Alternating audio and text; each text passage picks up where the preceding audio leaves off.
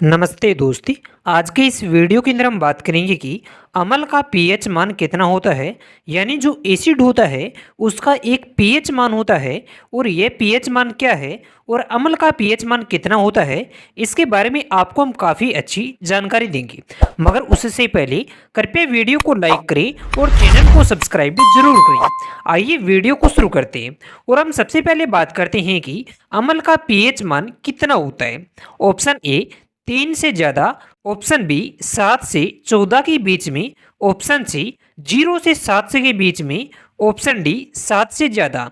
तो दिए गए ऑप्शंस के आधार पर आपको यह पता लगाना है कि अम्ल का पीएच मान कितना होता है और इसके बारे में हमें कमेंट में बता सकते हैं। इसके अलावा अगर आप इसके बारे में नहीं जानते हैं तो वीडियो के बीच में या वीडियो के अंत में आपको इसके बारे में जानकारी देंगे, क्योंकि उससे पहले आपको यह भी पता तो होना चाहिए कि पीएच मान या पीएच वैल्यू आखिर होती क्या है। दोस्तों, पीएच एक माप है जो कि किसी विलयन की अम्लीयता या क्षारीयता को दर्शाता है। पीएच स्केल 0 से 14 के बीच में होती है। यहाँ पर हम बात करते हैं कि नंबर 1 0 से 7 के बीच में पीएच मान वाली विलयन को अम्लीय कहते हैं। यानी अम्लीय जो होती हैं उनकी पीएच मान हमेशा 0 से 7 के बीच में मानी जाती है। और वहीं पर अगर हम 7 का पीएच मान न्यूट्रल या तटस्थ होता है तो उसे शुद्ध पानी कहा जाता है।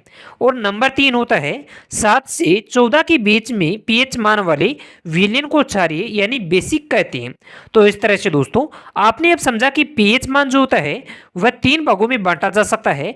0 से 7 के बीच में अम्लीय होती हैं, 7 का पीएच मान जो है वह शुद्ध पानी है और 7 से 14 के बीच में पीएच मान वाले को क्षारीय कहा जाता है। तो इस तरह से पीएच मान होते हैं जिसे अंग्रेजी में पीएच वैल्यू कहते हैं। इसके अलावा आपको अब पता होना चाहिए कि अम्ल की परिभाषा क्या होती है। अम्ल वे रासायनिक पदार्थ होते हैं जो जल में घुलकर हाइड्रोजन आयन यानी H+ आयन उत्पन्न करते हैं। यह अम्ल कहलाते हैं। अम्ल की कई तरह की विशेषताएं हो सकती हैं, जैसे कि अम्ल का स्वाद खट्टा होता है और ये धातुओं के साथ प्रक्रिया करके हाइड्रोजन गैस को मुक्त करते हैं। इसके अलावा अब हम बात कर लेते हैं कि अम्ल का पीएच मान क्या होता है। यानी दोस्तों इस क्वेश्चन का उत्तर अब आपको दे देते हैं। तो अम्ल का पीएच मान जो होता है वह 4 दिए गए ऑप्शंस के आधार पर ही होगा। यानी ऑप्शन ए 3 से ज़्यादा, ऑप्शन बी 7 से 14 के बीच में, ऑप्शन सी 0 से 7 के बीच में, ऑप्शन डी 7 से ज़्यादा। तो अम्ल का जो पीएच मान है वह असल में 0 से 7 के बीच में होता है। यानी दोस्तों option number C right answer होगा। तो इस तरह से दोस्तों आपने अब जाना कि अम्ल का पीएच मान जो होता है वह असल में 0 से 7 के बीच में होगा और यहाँ पर जितने भी अम्ल होंगे उनका पीएच मान हमेशा 7 से कम ही होगा और ये आपको अच्छी तरह से याद कर लेना है। तो दोस्तों आज के इस वीडियो के अंदर आपने जाना कि अम्ल का पीएच मान कितना होता है। अगर आपके लिए जानकारी उपयोगी है तो कृपया वीडियो को लाइक करें और चैनल को सब्सक्राइब जरूर करें।